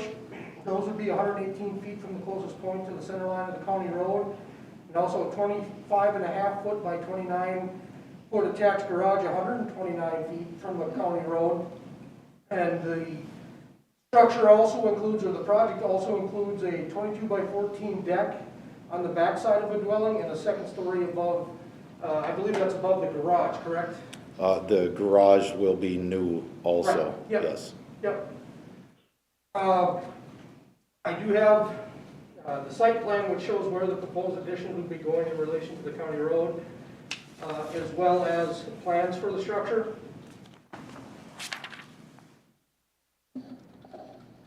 And we did receive approval from the township, and two neighbors, Dwayne Gansel and Linda Mochko, have submitted letters of support. That's all I got. Am I understanding, Barry, that in your notes here that we have, the existing compliance structure is going to be made non-compliant by a half a foot? Well, it's with the entry and the deck off the front, it ends up being 12 foot to the deck portion. The half a foot is the garage itself. The new portion of the garage would be, it's actually about a foot at 129 feet. So that portion's coming a foot. The porch that's coming off the front is actually the portion that's getting further. It's a further encroachment. I mean, both those pieces are further encroachments over what is currently there and bring the structure into that non-compliant status. The existing structure is about a half a foot on the good side of the 130, so about 130 and a half. Okay, where are we at here? Dan, are we up to you? Or? Oh, okay, sure, I'll start. I'm familiar with that, being living in Delano. Well, actually, Andy would probably, do you have any comments to say, right? I don't have any comments, no. Okay, I'm sorry. All right. I was reading stuff. Thank you, Dan. Yeah, And as, I kind of forgot this, but yes, there is nobody on the WebEx call. being the township approved, and I'm familiar with that property. The original owner there did do some painting on my trucks when I hadn't done and stuff, and loved that property. I don't really see an issue with it, so I guess I'm okay with that. Okay, Charlotte? Yes, Billy, did the county highway department have any feedback? Nope. In that case, I'm okay with it. Dan? Yeah, I guess, I mean, that does need to be stated that we are taking a compliant structure and making it non-compliant, but under the situation where the house is sitting, to do any addition or to do anything there, there is that area where he's got a hardship going that way. I mean, the house is already existing, it's already there, and we've had given variances to be closer to the roads in the past. So I'm okay with it. Okay. Do I hear a motion? I'll make a motion to approve the request of a variance of section 155.026 and 155.048, chapter 155, title 15, land and usage and zoning of Wright County ordinance to allow the construction of a 20 foot 4 inch by 13 foot 8 inch screen porch and a 12 by 7 covered porch, 118 feet at the closest point to the center line of County Road number 17. Also a 25 foot 6 by 29 attached garage, 129 from the center line of County Road at the closest point. A 22 by 14 deck is proposed on the back side of the dwelling, along with a second story addition over the existing dwelling. I'll second it. Okay, it's been moved and seconded. All in favor? Dan Vick, aye. Charlotte, aye. John, aye. Dan Mall, aye. That was quick. I'll put your plans back in our review queue. They'll get started to be reviewed today. Okay, I appreciate it. We'll get moving on it. Thank you, guys. Have a good day. You too.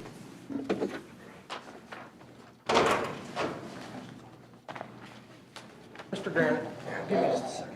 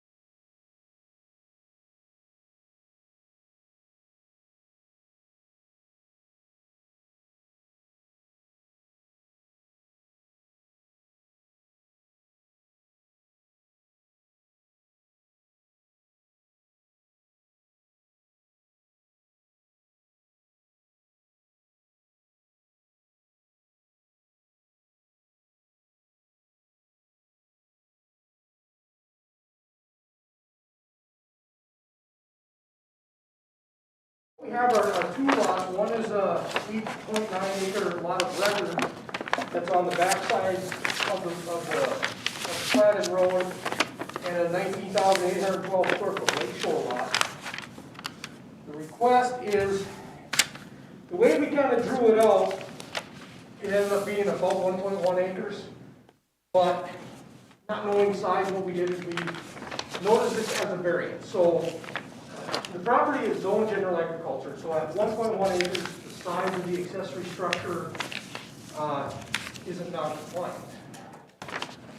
And so if it ends up being in the board approves something less than an acre, then it would need an additional variance. So we just kind of did this as an outright variance. Actually, yeah, yep.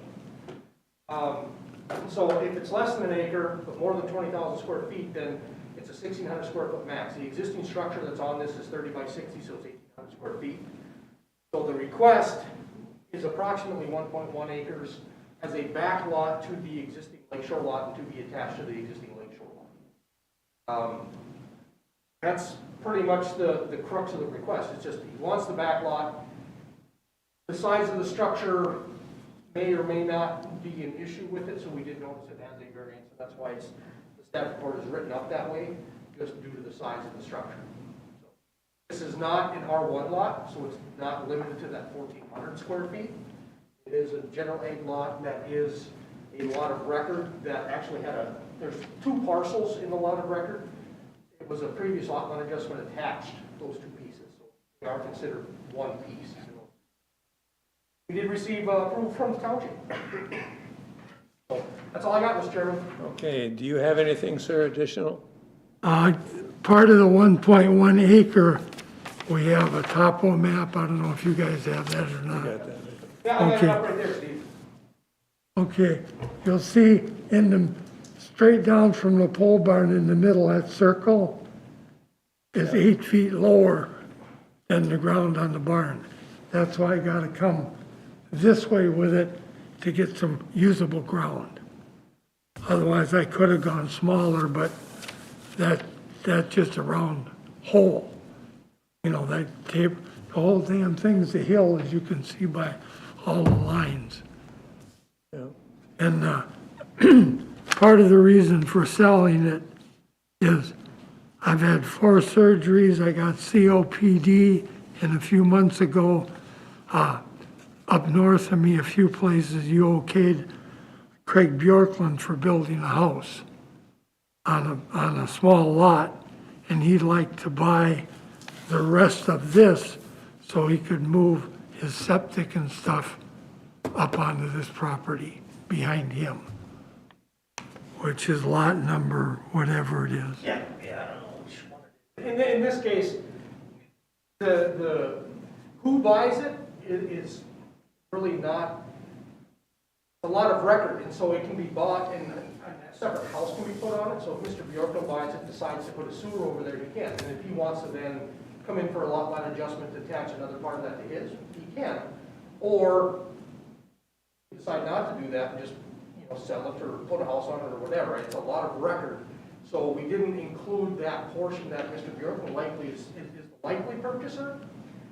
Just would rather have it be as a lot of record, not specifically attached to anybody else's request. That gives them more options. Great. Okay. All right, Charlotte, let's start with you. Okay, a couple questions for Barry. Yeah? So I understand correctly that the back lot is all ag, right? Yes. And so the 1.1 acre back lot that would be separated off would still be ag? Yes. Right? Yes. And so, since it's ag, the size of the accessory structure is okay, it's not non-compliant, right? Correct. In that case,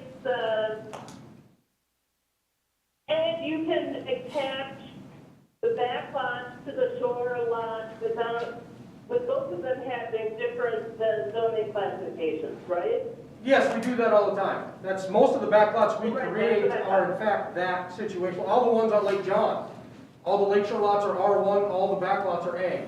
The Right. administrative order does not reference zoning districts. In that case, I'm fine with it as long as the back lot is tied into the same lake as the lake shore lot. Okay. Dan? Barry, by creating this back lot, and then what the remainder, I've already stated that there is a building entitlement there. Now, with the way this is positioned, is there still enough areas without creating variances? Because I mean, with that shed in there, I mean, it's right there in the middle, and then it's just basically a long strip. No, there's plenty of area. You know, these are both township roads with 65-foot road setbacks. Okay. And so there's plenty of width.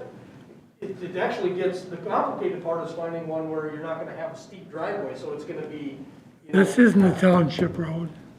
It is correct, but it is a designated private road with a 65-foot road setback. No, 20-foot, period. No, it's a 20-foot right-of-way. It still requires a 65-foot setback. That's not what my deed says. Your deed says it's a 20-foot right-of-way, but it's not, the deed won't reference. Deed is actually 15 feet. We've had it so long. That does not reference the setback itself. Okay. How far back off you have to be, just the width of what the right-of-way is. Okay. Yeah, and I mean, as long as there's enough room to put a house in there without us creating a problem, I mean, that's my concern. But as long as there's enough room for setbacks and road accesses, I can go along with what we're trying to do here. Okay, I also agree with what Dan was saying. Do I hear a motion? Dan Vic's gotta go. Oh, okay, Dan. Okay, thank you. So the one in the black writing is the actual proposed here. I was trying to find it in the blue writing, so there is still room for the adjacent lots to have a back lot if ever becomes necessary. I don't know, I can't hear you, sir. Yeah, there potentially could be if the new buyer wants to, Okay. you know, do that at some point. That's certainly something that can be done. Be done. You know, this one is just a little bit different where we're not dealing with a farm field or something like that. We're dealing with a lot of record. And so the inherent buildability of it is different than what we normally deal with. You know, a lot of times we're dealing with bigger farm fields or something like that where, you know, there's whether there's entitlements on it or not becomes part of the discussion. In this case, it just is. And so it is a bit different than others that we do or have dealt with. But like I say, in this case, it is what it is, and it doesn't preclude somebody from doing the same thing. You know, the next owner from attaching, you know, a back lot or a lake shore or desire them. They would have that ability to come back before the board with them. always nice to get that explanation because I'm still learning on that back lot stuff. Backlots are interesting. Yeah. Thank you. Okay, do I hear a motion? I'll make a motion to approve a lot line adjustment as regulated in section 155.026, 155.026E, 02, 155.048, 155.049, and 155.057, Chapter 155, Title 15, the land usage and zoning of Wright County Code of Ordinance to allow an approximately 1.1 acre backlot out of applicant's existing 8.9 acre lot of record to be attached to applicant's lakeshore parcel, and the existing 1,800 square foot detached accessory structure would be oversized for the proposed backlot. And Go ahead and make a. I'll second that. Okay, so two bits of discussion. One is that should be subject to a survey and administrative order. So you'll have to provide us with a survey. Terry will do a document attaching your lakeshore piece with the back lot that you will have to sign. And then the other matter of discussion is that at 1.1 acres is not oversized. I would just like, you know, I drew this up hand sketched with approximate size. If for some reason what exactly he wants ends up being less than an acre, that the board is fine with the size of the structure. yes, And I'm okay with that. Because there again, I mean, I've done it a lot, and I'm pretty close, but a tenth of an acre isn't that much. If it fell at, you know, 0.96 or something, well, technically speaking, the building would be too large, and I don't want, if the board's Plus or fine, I minus don't want to point. have to come back for, you know, No. we're looking at half an acre or something that. That'll be fine. Or if it's 1.2 or 3. Or, yeah, Yeah. or if it gets a little larger, just a little bit of leeway. Excuse me, but maybe I could clarify by just saying the division is approximately 1 acre instead of the 1.1. Yep. And then allows for an existing 800 square foot detached structure. No, 18. Or I mean, 1,800. I meant to say 800. Yep. And I wouldn't have to say it's even oversized, just say Right, we're yeah. allowing this. We're allowing. That would be okay? Yep, that'll be fine. It's been moved and seconded. Dan Vick, aye. Charlotte, aye. John, aye. Dan Mall, aye. Thank you, sir. Have your surveyor get it completed and get that into it as soon as you can. We'll try to get this done before the end of the year. Yep. I have to sign something with her, right? No, that's, once you get us the survey, then you'll have something to sign. Oh, okay. Have a nice Christmas, Steve. Yeah, Merry Christmas, Steve. Thank you. This is the first thing that's gone right in a month. My daughter died a month.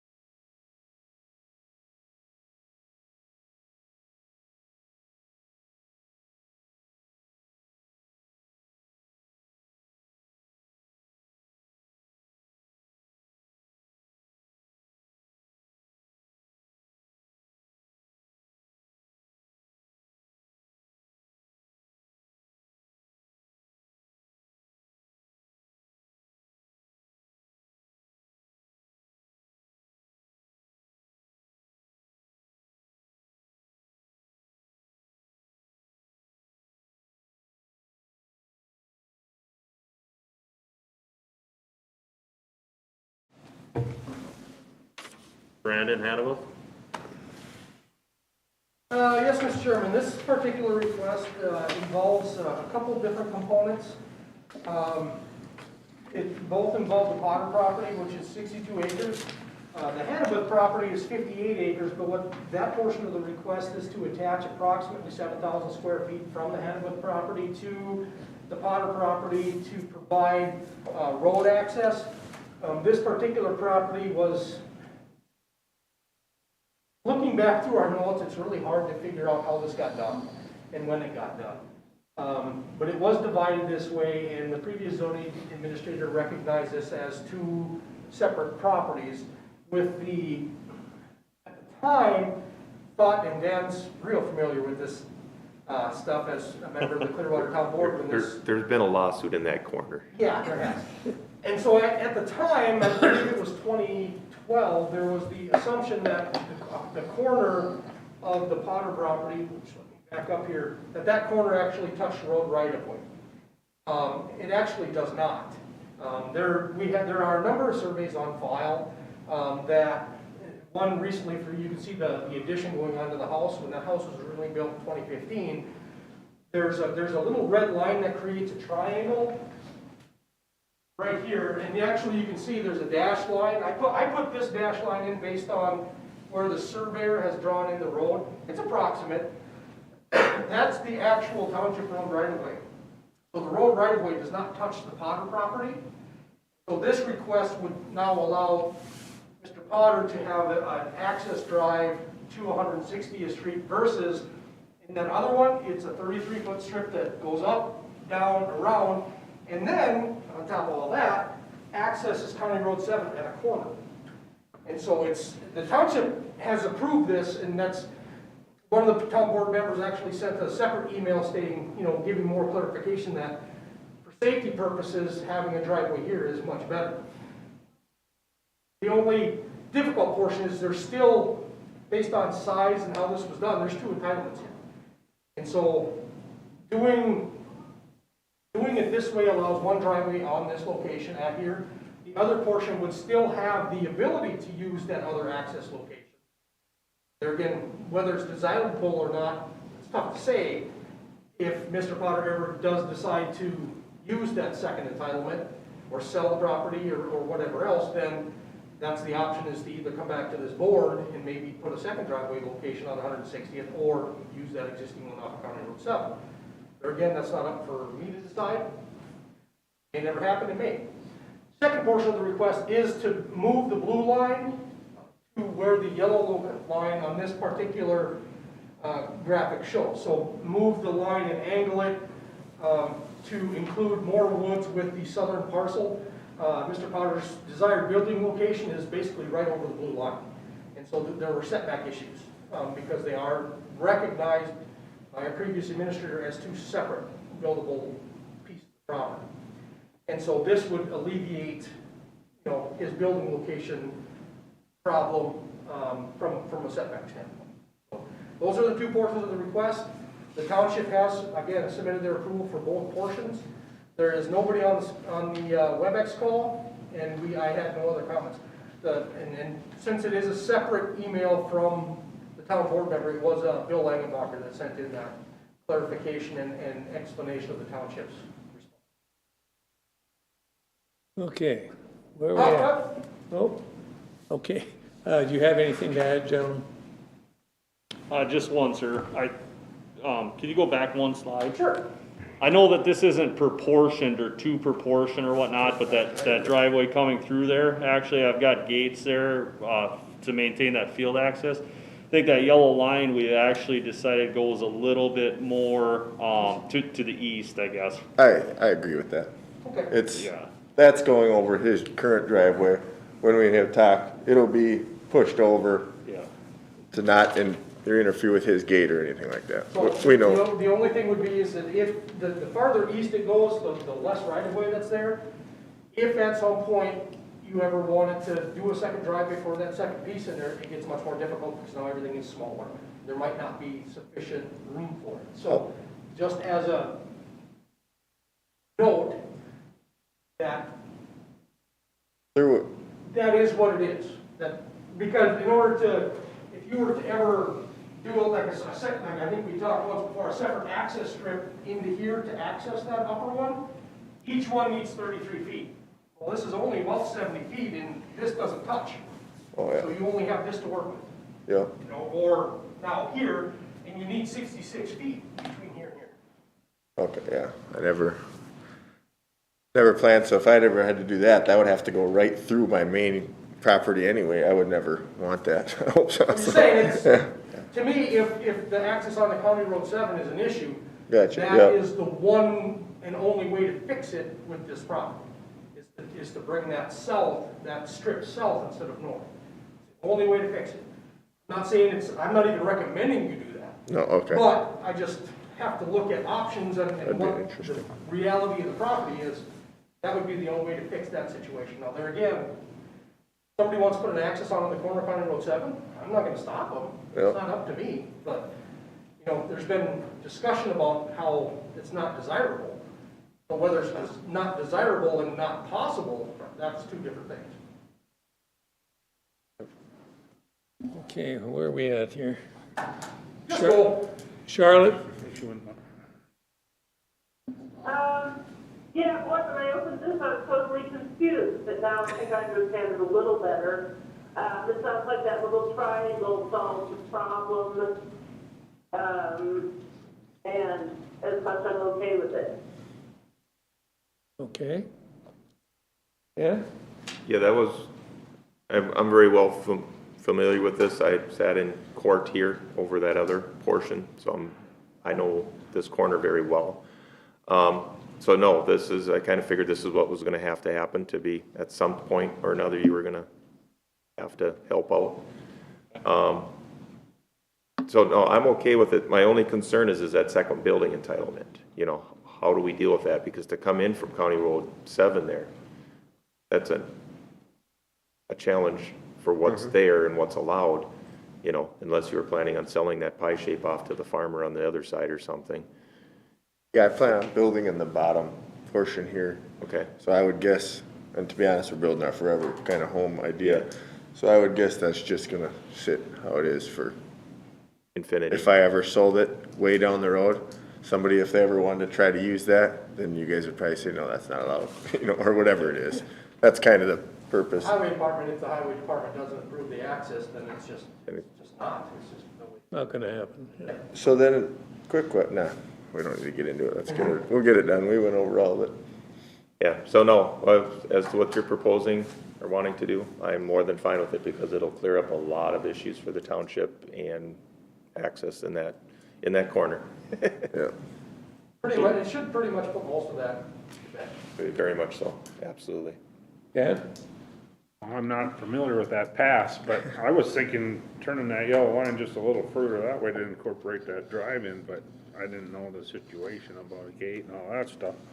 'Cause it just looks kind of funny to have 3 entrances on a curve or right there too, you know? So to keep it down to just 2, but like I say, I don't know the history, so I'm gonna base my judgment on what you guys have just mentioned to me, that there's some issues there. So I guess, I have nothing to add. Charlotte? She started. Oh, you started, yeah, okay. All right, and I have no issues with the request either, so I'm ready for a motion. I have one more question. Yes, sir. As we do that, so what we're approving here, Dan, right, based on what you're saying, we're okay with that yellow line basically going east of where it's drawn here, Yeah. though, correct? To the right. Yeah, Yep, just okay. as long he's got 33 plus. 33 feet. They're in our 33 step feet from or there. more. Okay. It's as long as there's 33 feet within that right of way. Yeah. Not 33 feet from the corner, I think it's, You- I you- measured that, is that 40 feet from the, no, it's not 40 feet. It ended up having to be about probably 60 to 70 feet at a minimum. You know, if you do a little more, great, that's fine. But- At least 33 feet of the right of way has to be included in that triangle. Yeah, so if you look at that where it comes right down to the triangle portion, it somewhat gets out of the road right away there. So you know, by the time you move it over so that you can still maintain your driveway, there's still gonna be plenty of area for, It's basically where Yeah, that Z is kinda. Yep. Is probably where we anticipate my driveway will come through. Yeah, I Right in think- that area. Truthfully, that little corner, that red triangle on that corner where Broughton's driveway is, I do believe that that's like 36 feet or something, so, yeah, I mean, it'd still be from that corner, I guess, into the right of way. Yep. 33 feet, yep, as long as you get 33 feet into the right of way so that we don't have any other okay. challenges in the future. Road there?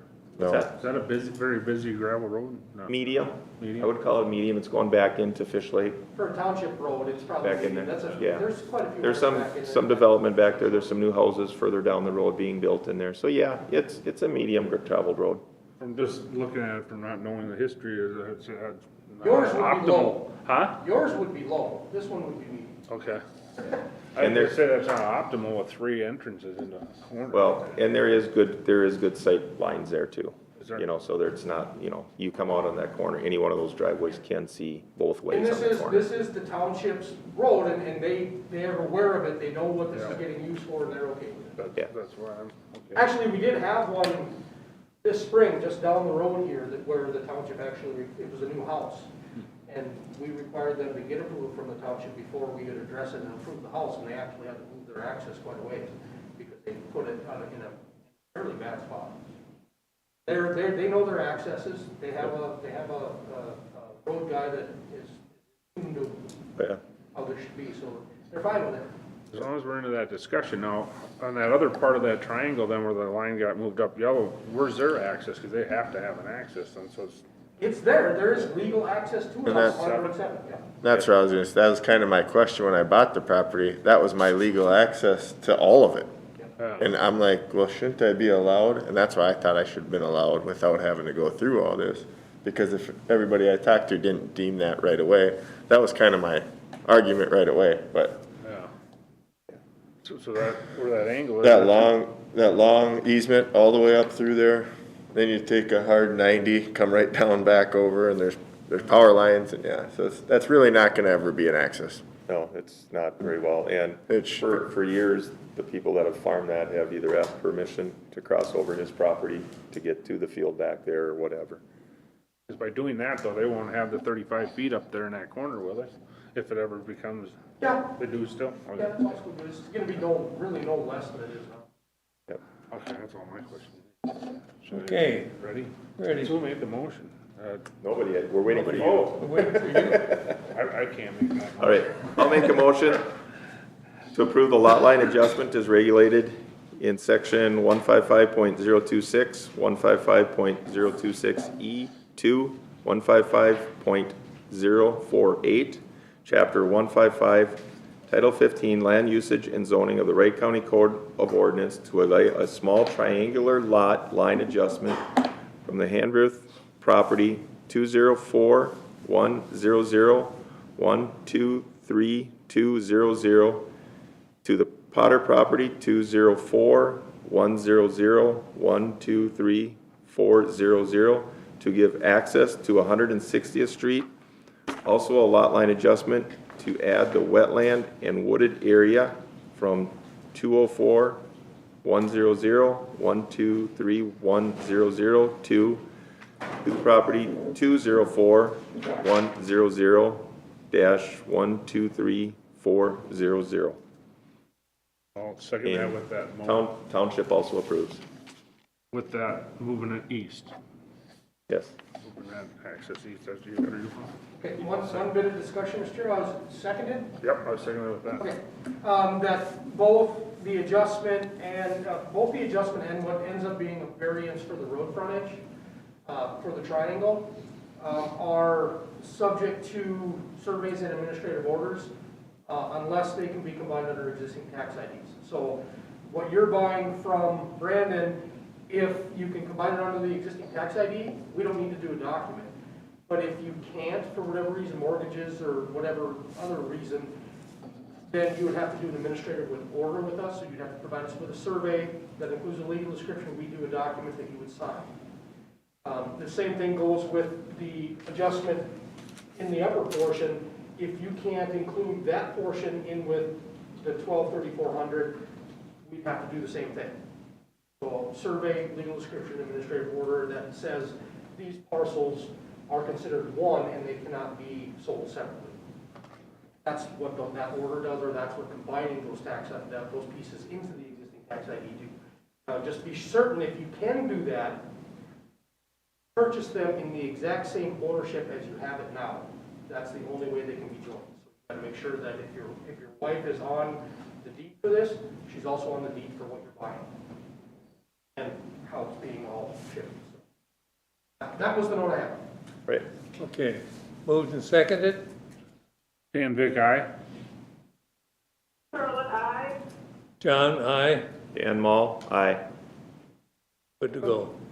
All right, thank you very much. So just, you know, get the surveys and those legal descriptions and check with the auditor treasurer about the bonds and make sure it's all possible. So if you have a separate mortgage on any of it, that it's more complicated, may not be possible, we might have to do that order. Just let us know, whichever way. You can talk to Terry about that, she knows the process better than I do. Sounds good. Thank you, gentlemen. Thank you. I hear a motion to adjourn? Before we adjourn, I'd just like to thank Charlotte for her years of service on the board and for being an exceptional board member. Yep. It's been a pleasure working with all of you all. Yep, Best to you, Charlotte. you will be missed, Charlotte. Thank you. Thanks so much. Nice to get to know you. Yep, you're Sullivan. Now you get to sit in the Thanks so audience much. again. Well, good morning. I'll be listening in periodically. Oh, great, sounds good. Best of luck to you. With you, where you live, check in with Ben, don't check in with me. Okay, it's been moved and Merry seconded. Christmas all. Are we done? Charlotte.